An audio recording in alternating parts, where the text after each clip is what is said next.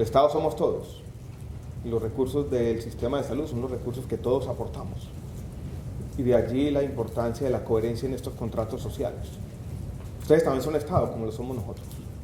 Y tenemos, por lo tanto, una responsabilidad compartida. Tenemos problemas de incentivos que voy a tratar de definir un poco, y en eso comparto algunos de los diagnósticos que se han hecho aquí. Uno los podría denominar genéricamente los problemas de la selección de riesgo de los sistemas de aseguramiento, que son conocidos por todos ustedes. Yo niego servicios y eso aumenta mi utilidad. Allí hay un núcleo de ilegitimidad y hay un problema grandísimo. Holanda, que tiene un sistema de aseguramiento más moderno que el nuestro, sigue lidiando con ese problema todos los días.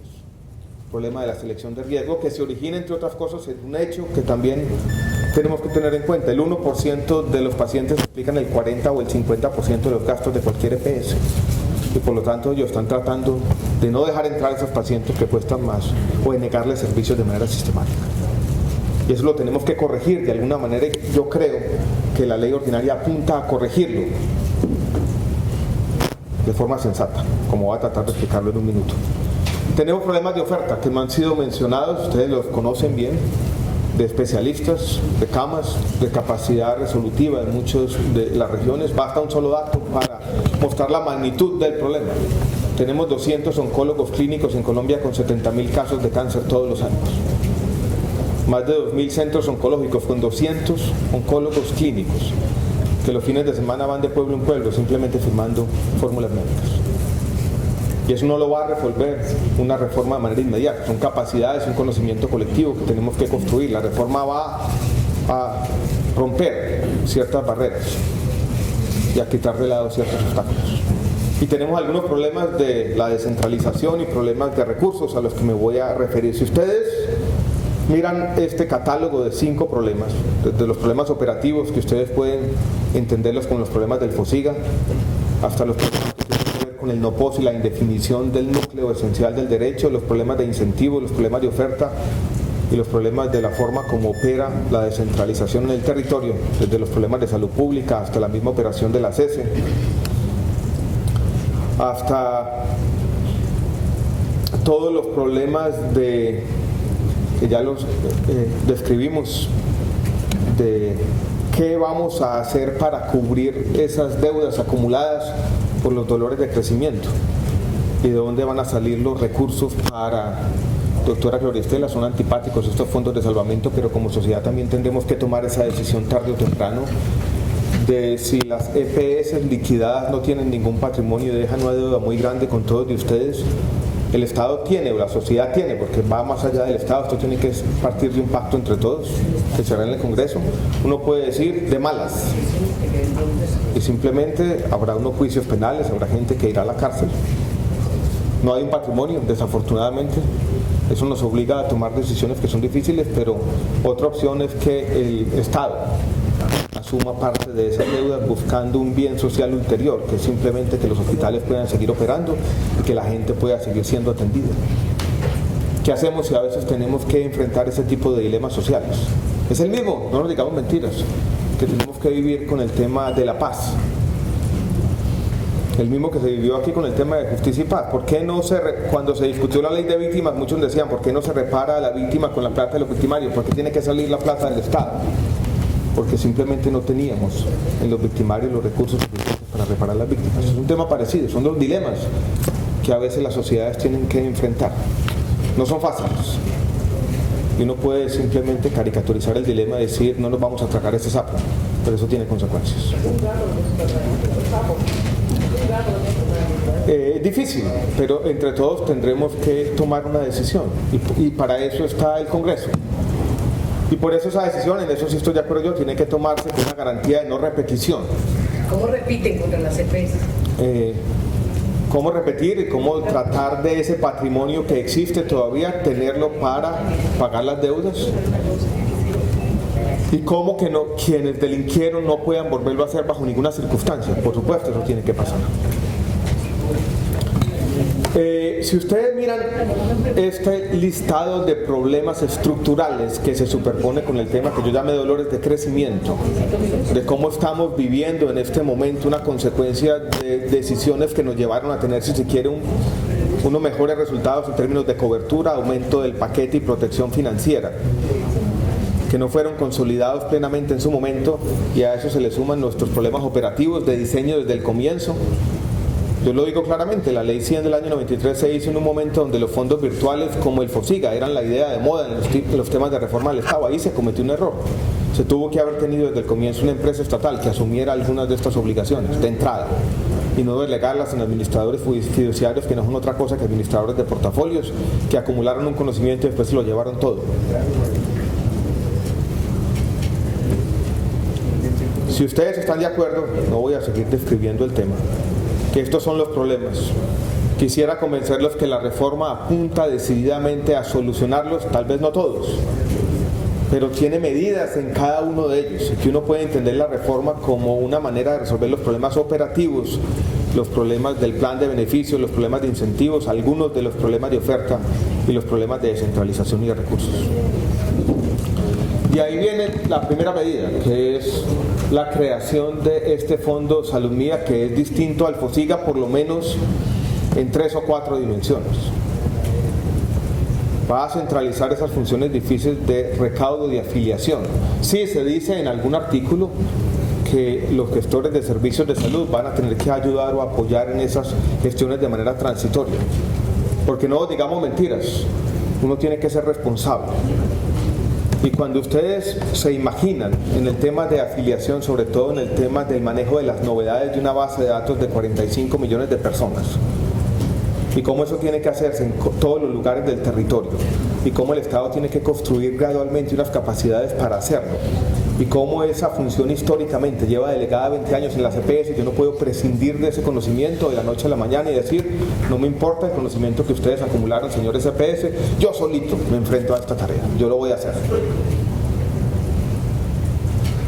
Porque ante todo lo que quiero es que por aquí no exista ninguna mención de EPS o de gestores de servicios de salud. Así no se construye el cambio social. El cambio social se construye teniendo claridad sobre los problemas que quiero resolver, pero también teniendo claridad sobre dónde está ese conocimiento y cómo puedo aprovecharlo plenamente. Porque el desarrollo no es otra cosa que la construcción de esas capacidades colectivas. Y lo he dicho varias veces, el pecado capital de cualquier reformador es destruir sin haber construido. Y no nos digamos mentiras, Salud Mía no lo tenemos construido todavía, es simplemente una ficción que está en la ley. Y lo tenemos que construir paso a paso, gradualmente, como pasa todo en el mundo. Nosotros estamos hechos a base de evolución, no de diseño inteligente. Paso a paso, gradualmente, utilizando, reciclando ese conocimiento colectivo que está allí. Aquí viene, si esto va a funcionar bien, yo creo que un cambio fundamental en nuestro sistema de salud que apunta a un punto que mencionó la doctora Olga Lucía, y es los grandes costos de transacción que hoy son un dolor de cabeza para todos ustedes. Si uno puede hacer esto bien y si podemos de alguna manera, para quienes ya lo han aprendido a hacer, traernos ese conocimiento para acá, no solo vamos a tener un mejor manejo de la afiliación, mucho más control sobre el recaudo, sino que vamos a tener los recursos en Salud Mía. Vamos a comenzar a copiar toda la información de cuánto valen y cómo se prestan los servicios de salud en toda parte del territorio. Y vamos a tener un sistema donde alguno de ustedes ya no va a tener que enviarle la cuenta a la EPS, sino la envía a Salud Mía.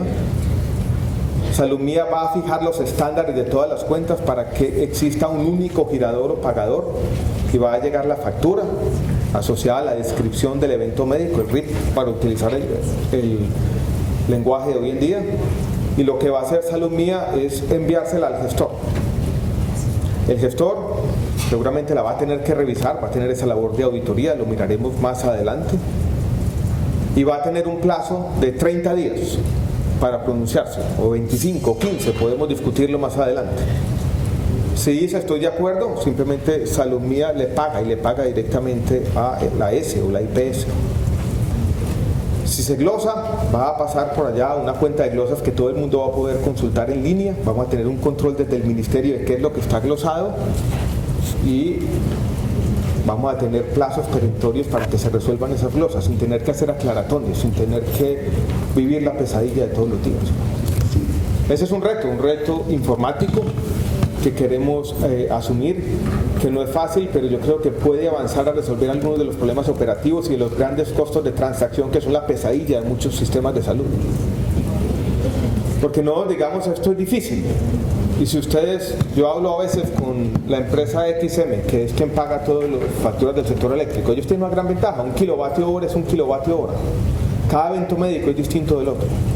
Y vamos a tener necesariamente costos de transacción, porque vamos a tener que pagar, por lo menos para los temas, doctor Carlos, de alta complejidad. Yo no creo que nosotros podamos sustraer el mercado aquí completamente, porque alguien va a tener que rendir cuentas y alguien va a tener que decir yo hice algo. Y bien sea por evento como lo hacemos hoy en día o por grupos relacionados de diagnóstico o de alguna manera, sobre todo los prestadores de más alto nivel de complejidad van a tener que seguir inmersos en algo que se parezca a un mercado. Con Salud Mía hay algunos temas pendientes.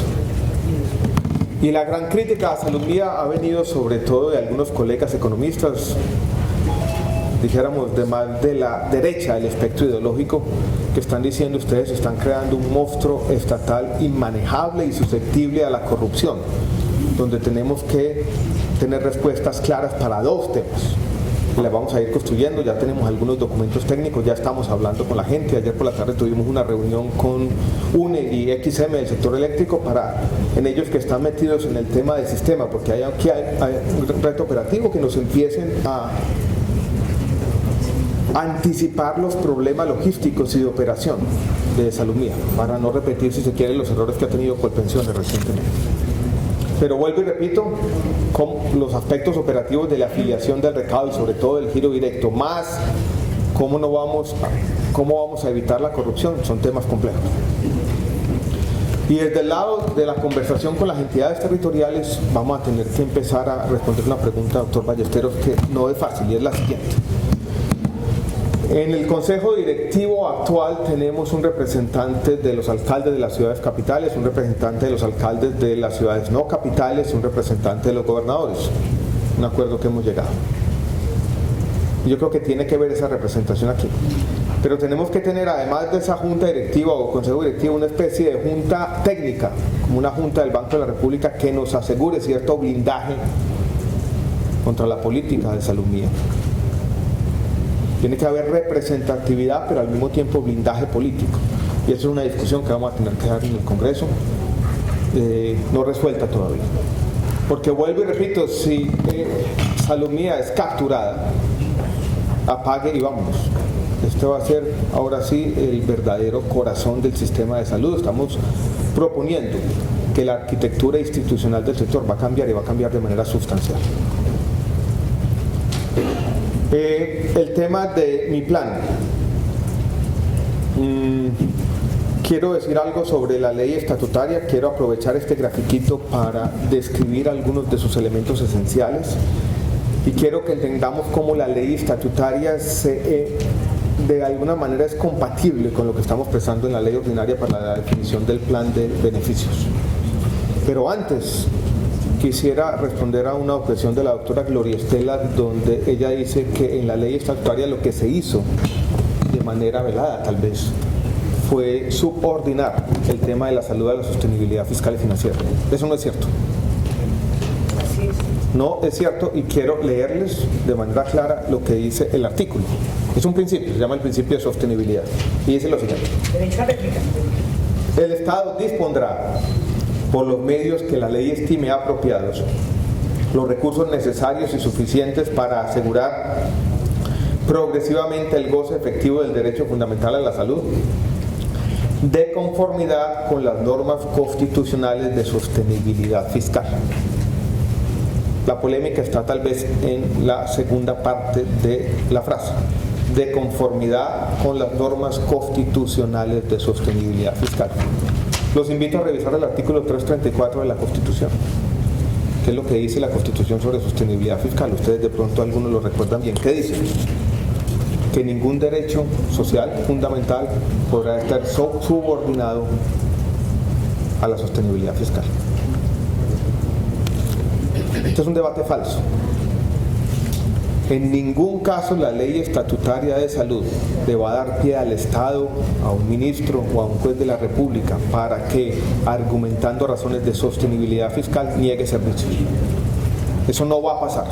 Y este principio, como está redactado de esta manera, no va a dar pie a que eso pase. Sí hay una discusión que tenemos que dar como sociedad sobre qué es el núcleo esencial del derecho, que está por aquí, en lo verde. Tenemos que delimitar ese núcleo esencial del derecho, y eso no es un invento mío, no es un invento de Alejandro Gaviria, como dice el doctor Germán Fernández. Eso es lo que dice el artículo 152 de nuestra Constitución Política, que dice que cualquier ley estatutaria lo que tiene que hacer es la definición del núcleo esencial del derecho fundamental y sus mecanismos de protección y regulación. Eso es lo que nos manda la Constitución, eso es lo que tenemos que hacer. Si no hacemos eso, no estamos hablando de una ley estatutaria. Y yo sé que hay debates complejos sobre las fronteras de este núcleo esencial del derecho, lo que hay por aquí. Y lo que hizo la ley, entre otras cosas, porque no fue solamente eso, fue definir unos criterios que están aquí enunciados para de alguna manera decir qué es lo que está dentro y qué es lo que no está dentro. Y mire que son los criterios: evidencia científica sobre seguridad y eficacia, evidencia científica sobre efectividad. Yo no creo sinceramente que ningún médico pueda sentir que su autonomía está siendo soslayada cuando uno dice que por fuera del núcleo esencial del derecho están aquellos servicios o tecnologías o medicinas sobre los que no existe ninguna evidencia sobre su seguridad, eficacia y efectividad. Esa es la responsabilidad de los médicos, precisamente.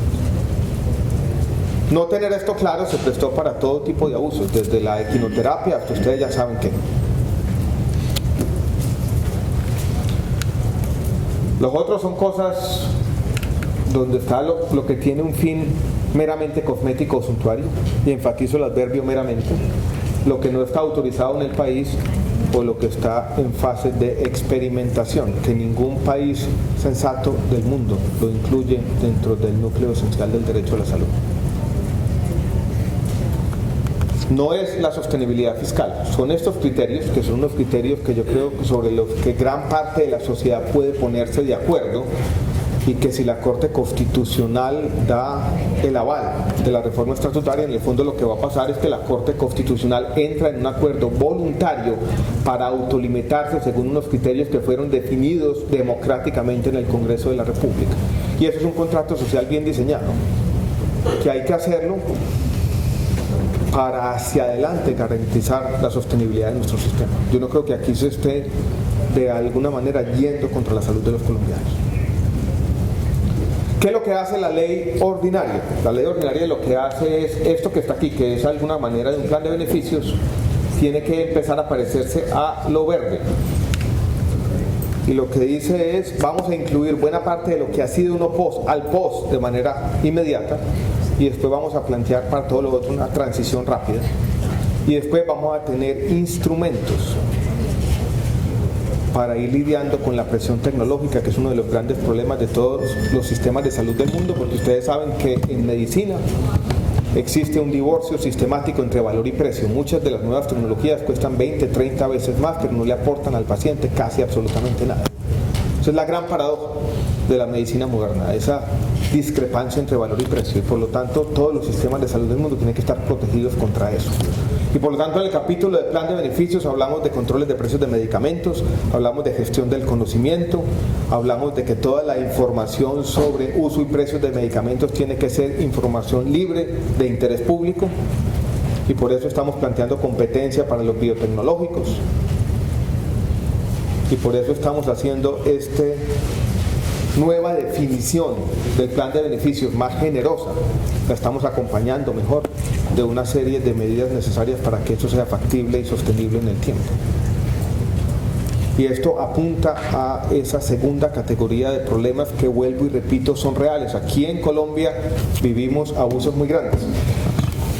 Recuerdo hace aproximadamente un mes, yo a veces recibo entrevistas de medios internacionales, llegó una revista que se llama Pharmaceutical Today, y me mostraron la revista, el último reporte que habían hecho sobre Colombia, del año 2009.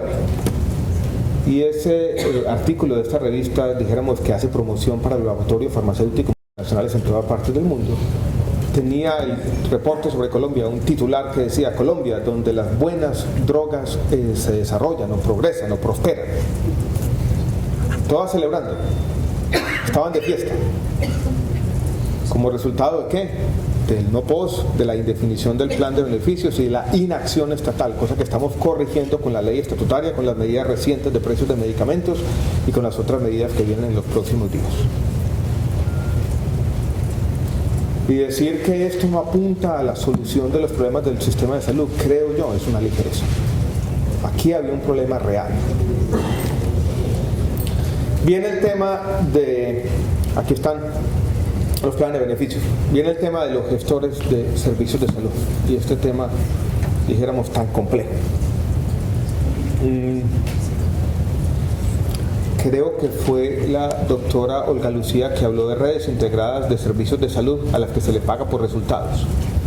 Pero en el fondo lo que nosotros queremos con los gestores de servicios de salud es eso. Son redes a las que se les paga por resultados y a las que se le exigen cosas y sobre las que se hace un mejor trabajo para que puedan hacer gestión de riesgos y no se dediquen a hacer selección de riesgos. En el fondo, aquí estamos ante un dilema falso. Si uno construye la red o si hace, dijéramos, este conocimiento de abajo hacia arriba, entonces la llama red.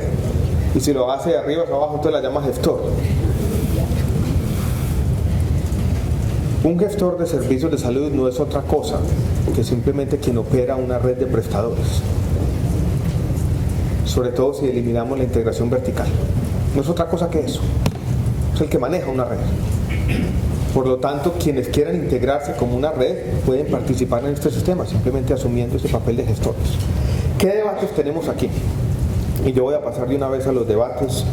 Me puedo devolver a uno de los temas operativos porque no quiero tomar más tiempo de la cuenta y quiero tener con ustedes oportunidad para hacer un intercambio, dijéramos, informal de inquietudes.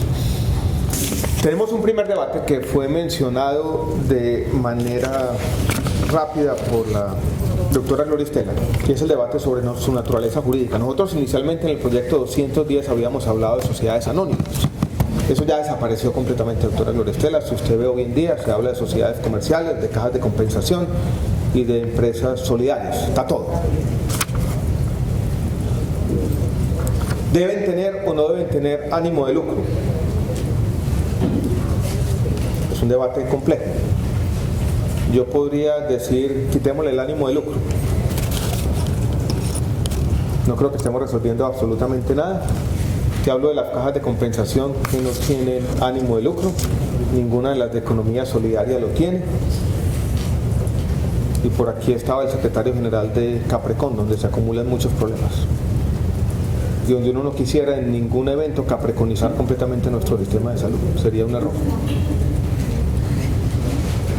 Uno puede decir que uno tiene, dijéramos, todo el espectro en las EPS, contributivo y subsidiado. Tiene unas que yo he llamado a veces capitalismo moderno, 10 o 15% del sistema, tiene las cajas de compensación, tiene después economía solidaria, después tiene organizaciones criminales, aquí ha habido de todo. Yo no creo que uno vaya a avanzar de manera decidida en este problema poniendo muchas restricciones o sobre la naturaleza jurídica o sobre el ánimo de lucro. Esos son debates falsos. Tengo, por ejemplo, conocimiento del tema educativo, donde las universidades que se declaran sin ánimo de lucro son las que más ganan plata. Y aquí existen 1000 maneras de disfrazar el ánimo de lucro. Un debate que sí me parece mucho más importante, y si es un debate real, y si es un debate que tendremos en el Congreso, es sobre si estos señores son administradores o aseguradores. Ese sí es un debate importante. Si son administradores, uno podría decir, vamos a describir una serie de labores. Ustedes han mencionado algunas de las labores de auditoría y yo les voy a pagar un porcentaje por esas labores. 8, 10%, nos imaginamos, dijéramos un porcentaje y lo vamos aprendiendo y lo vamos refinando en el tiempo. ¿Qué problema tenía eso? O tendría mejor. Estos señores no van a tener ningún incentivo para ser compradores inteligentes de servicios y pueden mañana entrar en colusión con muchos de los prestadores, sobre todo con los prestadores grandes, y se ponen de acuerdo todos para pasarle la cuenta a Salud Mía y tenemos rápidamente un grave problema de insostenibilidad en nuestro sistema de salud. Si eso pasa, los castiga. Eso pasa, los castiga la administración. Si eso pasa, los castiga, pero cuando los castiga ya es demasiado tarde. Bueno, ahí tenemos una figura. La otra sería que sean aseguradores, esto es que asuman algún riesgo, y si van a tener que asumir algún riesgo, viene el tema antipático, yo reconozco que es antipático, de los excedentes. No creo que sea incompatible con la Constitución política, y los invito a leer la última sentencia de la Corte Constitucional, o incluso les traigo a cuenta una conversación que yo tuve con la señora Contralora hace aproximadamente un mes larguito, donde planteamos un escenario interesante. Lo planteó ella, no lo planteé yo. Ella me dijo, supongamos que una EPS hace la promoción y prevención de manera perfecta, atención primaria, lo que sea, son absolutamente exitosos. Nadie se enfermó, no tuvo que prestar ni un solo servicio. Esto es, todos los recursos son excedentarios. ¿De quién son esos recursos? ¿Del sistema o de la EPS? ¿Por qué la EPS? Me dijo la Contralora, son del EPS. Y aquí no tenemos que, aquí hay una gran confusión entre lo que es un régimen de inversiones, esto es, que pasa con los recursos al interior de una misma vigencia, y que pasa con los recursos después de la vigencia.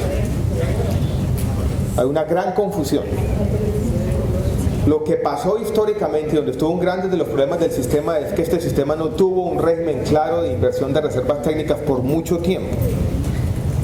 Y entonces uno le entregaba una liquidez a un supuesto asegurador, y el asegurador, en vez de invertirla en activos líquidos que pudiera convertir rápidamente en los recursos para pagarle al sistema, fueron e hicieron inversiones en propiedad raíz o canchas de golf o lo que fuera. Ese es un problema, y ese es un problema grave. Simplemente la forma como se invierte la liquidez que yo le entrego en ausencia de un régimen de inversión de reservas técnicas. Claramente ahí hay desviación de recursos, y no puede decir actos criminales, si se quiere decir así. Ese es un problema. Un problema distinto es que yo conciba el aseguramiento de una manera en que usted asume algún riesgo. Y si usted asume algún riesgo, y los riesgos son muchos, usted puede tener pérdidas al final del periodo, y las tiene que responder a esas pérdidas con su patrimonio. Pero si asume algún riesgo y hizo las cosas bien o tuvo suerte y tiene un excedente, las utilidades son suyas. Ese es el aseguramiento. Las utilidades las hacemos nosotros. Ese es el aseguramiento. Si uno no está de acuerdo con eso, entonces está de alguna manera cuestionando la figura de si existe un asegurador. Esto es, un agente intermediario que asuma algún riesgo. Ahora, ustedes pueden tener una pregunta, que es una pregunta sensata. Este es un debate muy difícil de resolver. ¿Le doy algún riesgo al agente intermediario, a los gestores de servicios de salud? ¿Tienen que asumir algún riesgo? Si ustedes me preguntan a mí, yo a veces cambio de opinión. Una vez pienso una cosa, otra vez pienso otra. Pero hoy en día creo que deben asumir, no todo el riesgo, pero algún riesgo.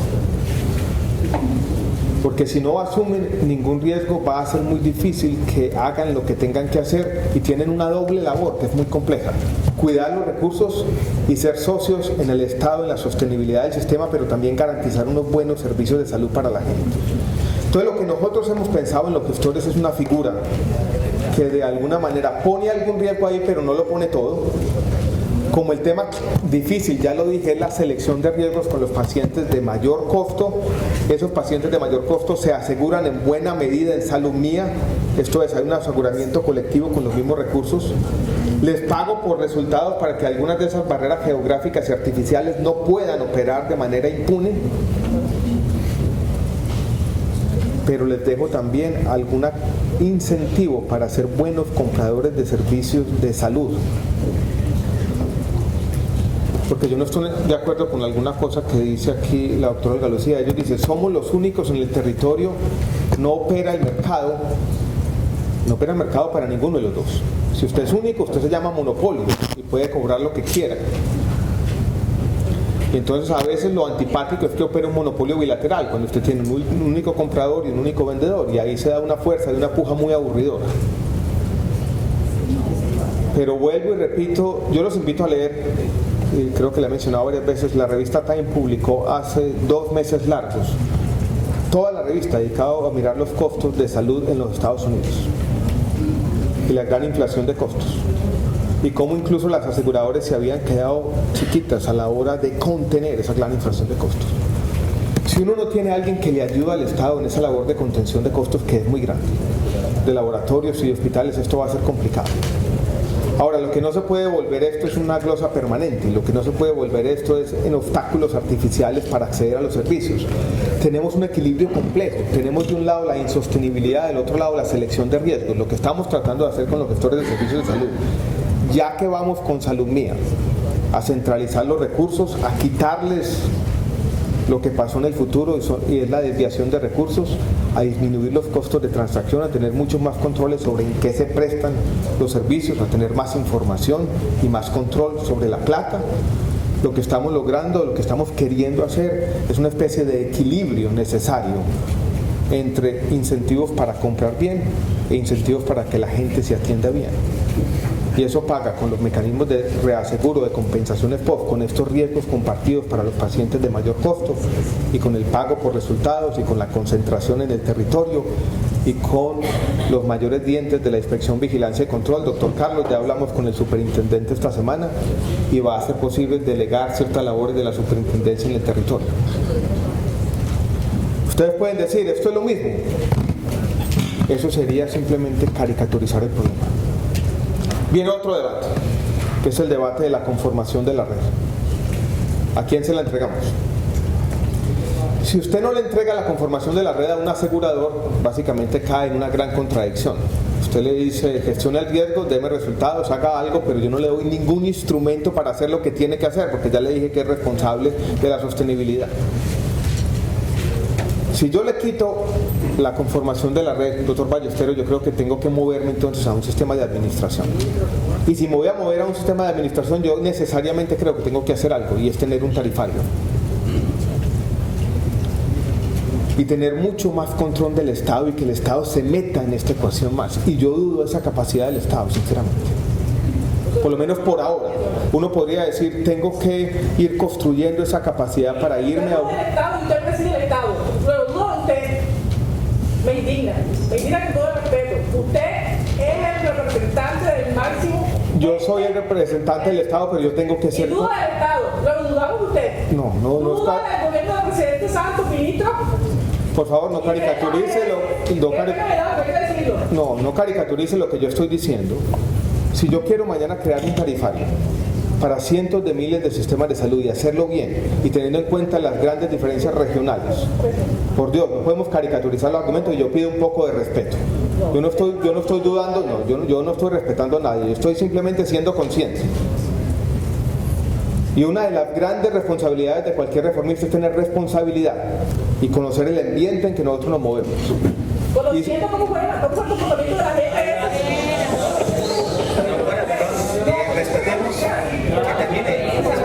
Y yo vuelvo y repito, yo tengo una posición, no pido unanimidad absoluta, estamos tratando de tener un diálogo civilizado entre todos, tratando de mostrarles desde el lado del gobierno, no estoy diciendo que ustedes vayan a compartir todos los argumentos, un poco los problemas.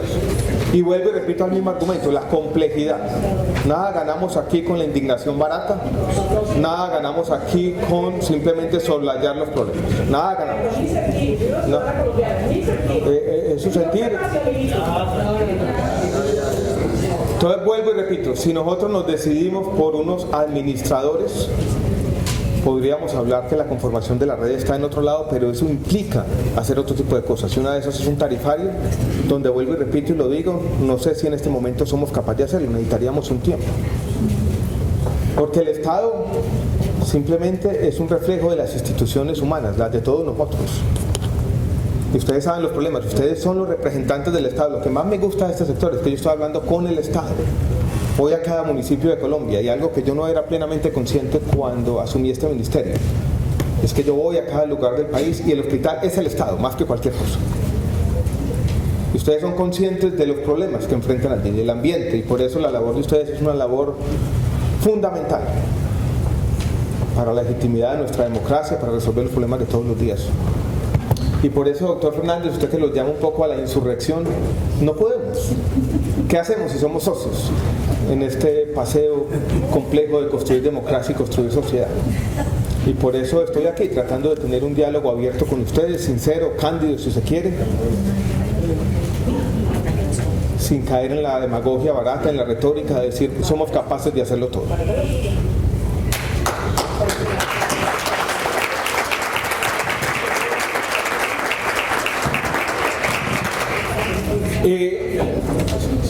Vamos a tener que ver un debate entonces sobre la conformación de la red, que es un debate asociado a la presencia de administradores y aseguradores.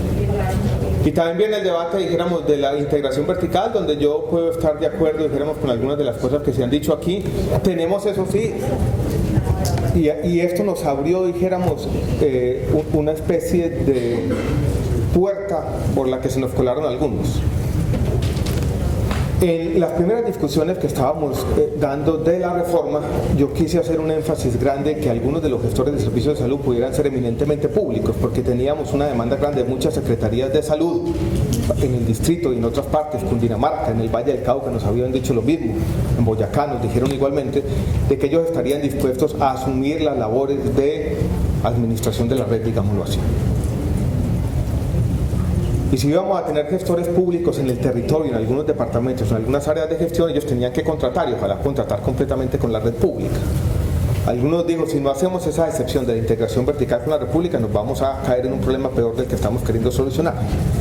Y cuando metimos los públicos, se nos metieron los mixtos, porque además estábamos en ese momento con el tema de Sabia Salud en Antioquia, que era una asociación pública-privada entre una caja de compensación, la gobernación y la alcaldía. Entonces, para ellos también teníamos que hacer la excepción de poder contratar con la red pública. Había unos socios públicos allí. Y allí dijimos, los mixtos sí, pero si tienen al menos 50% de participación estatal. Y después vino el tema de las cajas de compensación, que han dicho también con un argumento que también es respetable. Miren, nosotros estábamos en la prestación mucho antes, incluso de la ley 100 del año 93, ahí estaba nuestra vocación histórica. Nosotros después le superpusimos a esa vocación histórica las labores de aseguramiento. Entonces miren que este debate se nos vuelve, dijéramos, un debate complejo. Y ahí vamos en el tema de integración vertical. Doctor Olga Lucía, usted ahora al describir las cajas de compensación, las describió con base en los indicadores financieros.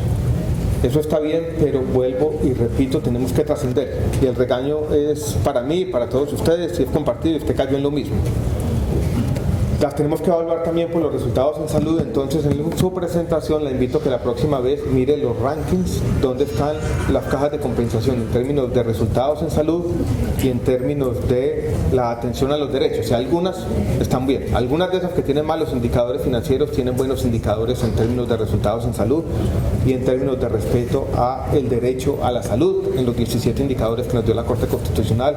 Es bueno también, dijéramos, complementar esos indicadores. Sí, señor. Lo que pasa es que con los hospitales tenemos que hacer un ranking también, las dificultades de información son mucho más complejas, ¿no? Pero ahí vamos también. Problemas de oferta de servicios en el territorio, ustedes ya lo dijeron. Aquí tenemos, y con el senador Ballesteros vamos a dar, dijéramos, una pelea importante para aumentar el número de especialistas. Una necesidad sentida para el país. Hemos propuesto que algunos de los hospitales mejores de este país puedan graduar especialistas sin tener en cuenta las universidades. Yo creo que eso sería algo bueno, genera más competencia. Yo no conocía lo que pasaba con el tema de los especialistas de este país, no lo conocía plenamente. El que es experto en este tema es Fernando Ruiz, mi viceministro. Yo había examinado el capital humano, pero más en el tema educativo, donde desempeñé mi carrera profesional mucho tiempo. Pero entendiendo bien, les confieso, hace aproximadamente 4 semanas estuve en la clínica Shire, que estaba siendo acreditada. Al final de mi presentación estuve dialogando con 6 o 7 de los médicos de urgencias. Todos ellos llevaban entre 5 y 8 años bregando a aplicar una especialidad y no lo habían podido hacer. ¿Qué habían esos muchachos? Frustración absoluta. Y frustración que se ve exacerbada, dijéramos, por un hecho que tenemos que tener en cuenta, y es que tenemos en los médicos de Colombia una especie de estratificación que uno podría decir que es absolutamente antipática, porque tenemos una élite, una élite que se reproduce, y esos mecanismos de reproducción están alejados del mérito. Nada corrompe más una sociedad que la desconexión entre el esfuerzo y la reproducción, decía el economista Keynes. Y eso es lo que tenemos en medicina. ejemplo, muchos muchachos con talento que hacen el esfuerzo todos los días no tienen la distribución adecuada porque tenemos una rosca que ha dominado el acceso a muchas de las especialidades. Y tenemos que romper un poquito con eso. Creo, senador Ballesteros, que tal vez estamos siendo excesivamente tímidos en la reforma. Tenemos que avanzar y avanzar decididamente en ese tema. Por el bien de la salud y por el bien de nuestros médicos, muchos de ellos frustrados todos los días. Yo creo que ese capítulo que no estaba concebido inicialmente, el capítulo de talento humano, es un capítulo cada vez más importante. Allí también estamos planteando que los residentes de los hospitales públicos tengan sus plazas temporales y puedan ser remunerados, que también es otra, dijéramos, pretensión antigua que no quedó bien hecha en la 1438. Vamos a aprender de esa experiencia, dijéramos, negativa, y bregar en este tema que llamamos de oferta de servicios a que las cosas funcionen mejor. Yo ya no tengo mucho tiempo, pero este grafiquito es el mismo que usted tenía, doctora Olga Lucía, de la concentración de los servicios de salud por allá en algunos temas pequeños.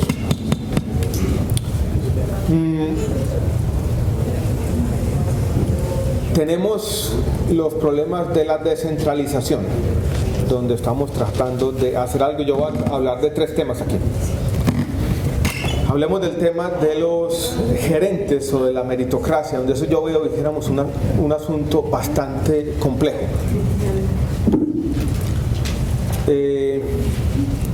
Primero, de manera conceptual, detrás de la meritocracia hay una pretensión un poquito difícil de cumplir, y es que uno puede sustraer lo público de la política. Desafortunadamente no siempre se puede. Yo generalmente, cuando miro esta decisión de si es bueno que los gerentes sean nombrados, yo creo que lo del periodo puede hacerse, aunque hay algunas dudas legales. La doctora Olga Lucía me ha convencido a mí que lo peor que podríamos tener son gerentes como secretarios de salud que estén ahí 6, 8, 10 meses. Pero imagínense ustedes una matriz de 2x2, donde tienen de este lado buen alcalde, mal alcalde, y donde tienen de este lado buen gerente o mal gerente. Si tenemos un mundo con un buen alcalde, un alcalde, digamos, comprometido con la población, yo creo que la medida que estamos proponiendo de que sean los mandatarios locales quienes nombren los gerentes de los hospitales no tiene mucho problema. Y vamos a resolver problemas que se presentan actualmente. El buen alcalde seguramente va a nombrar un buen gerente, va a estar comprometido con el desarrollo del hospital. Lo que pasa hoy en día es que uno tiene muchas veces un buen alcalde al que le llega un mal gerente por una falsa meritocracia, y ahí comienzan los problemas. El problema en que ustedes están más preocupados es la celda de por aquí, donde uno tiene un mal alcalde y de pronto le cae un buen gerente. Ustedes han sido víctimas de malos alcaldes, seguramente. Quiero que ustedes, si tenemos un mal alcalde, un mal gerente, pues eso no va a pasar nada, ni funciona la política, ni funciona la meritocracia.